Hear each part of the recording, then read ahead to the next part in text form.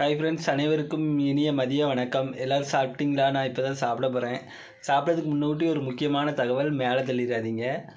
அதாவது வாரத்தில் ஒரு நாள் கண்டிப்பாக அதாவது உளுந்தஞ்சோறுனா கருப்பு உளுந்து போட்டு நம்ம சமைச்சு சாப்பிட்றது இருதயத்துக்கு ரொம்ப நல்லது.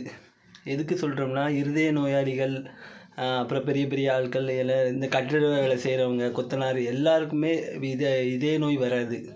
பெரும்பாலும் அந்த உளுந்தஞ்சோறு உடம்புக்கு ரொம்ப நல்லது. சரியா? இங்கே பாருங்கள், உளுந்தஞ்சோறு வச்சு துவையல் வச்சு சாப்பிட்லாம். இப்போ துவையல் கரண்ட் இல்லாதனால கொஞ்சம் அரைக்க முடியாமல் போயிட்டு, அதை பற்றி பிரச்சனை இல்லை. உளுந்தஞ்சோறு, அப்பளம், ஊறுகாய்